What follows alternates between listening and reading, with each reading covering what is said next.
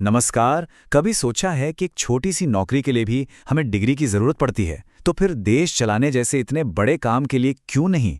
आज हम इसी बड़े सवाल को समझने की कोशिश करेंगे। क्या हमारे नेताओं के पास कोई कम से कम शैक्षणिक योग्यता होनी चाहिए?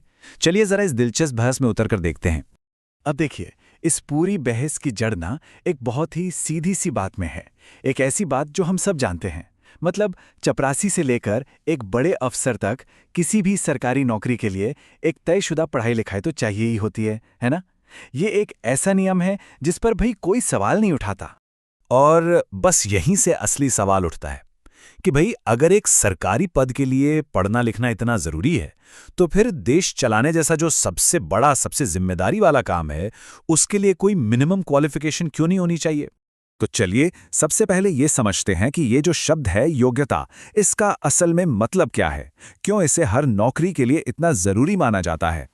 तो देखिए, योग्यता का मतलब सीधा सा है, किसी खास काम को करने के लिए जो जरूरी स्किल्स और समझ चाहिए वो होना। और एक बात पर गौर कीजिएगा, ये सिर्फ एक कागज की डिग्री की बात नहीं हो रही है। ये बात हो रही है उस काम को सही ढंग से करने की, असली काबिलियत की। ठीक है। तो अब सवाल यह है कि नौकरी वाली योग्यता का यही लॉजिक, यही पैमाना अगर राजनीति पर लागू करे तो ये तर्क क्या कहता है। आइए देखते हैं। यहां पर देखिए, तर्क का जो सार है ना, वो एकदम साफ है।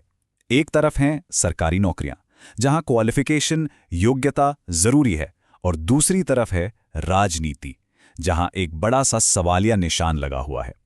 ये तर्क इसी कॉन्ट्रास्ट, इसी विरोधाभास की तरफ इशारा कर रहा है।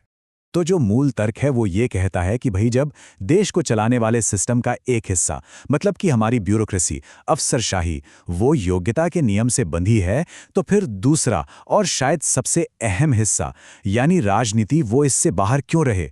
इस तर्क के मुताबिक दोनों के लिए पैमाना एक ही होना चाहिए। तो फिर इस तर्क के हिसाब से एक आइडियल नेता, एक आदर्श राजनेता कैसा होना चाहिए? अच्छा, ये जो तर्क है ना, ये एक बहुत ही खास तरह के उम्मीदवार की तरफ इशारा करता है। ये तर्क बिल्कुल साफ कहता है कि पढ़े लिखे लोगों को, खास तौर पर जिनके पास मास्टर डिग्री हो, जैसे कि MSW यानी मास्टर ऑफ सोशल वर्क, ऐसे लोगों को राजनीति में होना चाहिए। मतलब ऐसी स्पेशलाइजेशन जो उन्हें समाज के मुद्दों को बेहतर ढंग से समझने में मदद करे। ये अपने आप में एक बहुत ही स्पेसिफिक सुझाव है। तो इस लॉजिक के हिसाब से एक आदर्श उम्मीदवार में कह सकते हैं कि 3 गुण होने चाहिए। पहला तो हो गया उस काम से जुड़ी पढ़ाई लिखाई, दूसरा समाज को सही ढंग से लीड करने की काबिलियत, और तीसरा इन्हीं गुणों के आधार पर उन्हें राजनीति में प्रायोरिटी मिलनी चाहिए, प्राथमिकता मिलनी चाहिए। और देखिए, ये सिर्फ एक ख्याल नहीं है, ये एक तरह का एक्शन प्लान है। ये तर्क कहता है कि ऐसे पढ़े लिखे काबिल लोगों को जानबूझकर, सोच समझकर राजनीति में आगे लाना चाहिए, उन्हें प्रायोरिटी दी जानी चाहिए। अब आते हैं सबसे बड़े सवाल पर कि भाई इस सब का आखिर देश के विकास से, देश की तरक्की से क्या लेना देना है। चलिए इस तर्क के आखिरी पड़ाव पर चलते हैं। यहां पर पूरा तर्क ना 3 आसान से स्टेप्स में हमारे सामने आता है। स्टेप 1, राजनीति में काबिल नेता लेकर आओ। स्टेप 2, वो समाज को बेहतर तरीके से लीड करेंगे, चलाएंगे, और इसका नतीजा देश तरक्की करेगा। मतलब ये विकास का एक बड़ा ही सीधा सा फॉर्मूला पेश करता है। और आखिर में आता है इसका सबसे बड़ा, सबसे शक्तिशाली दावा।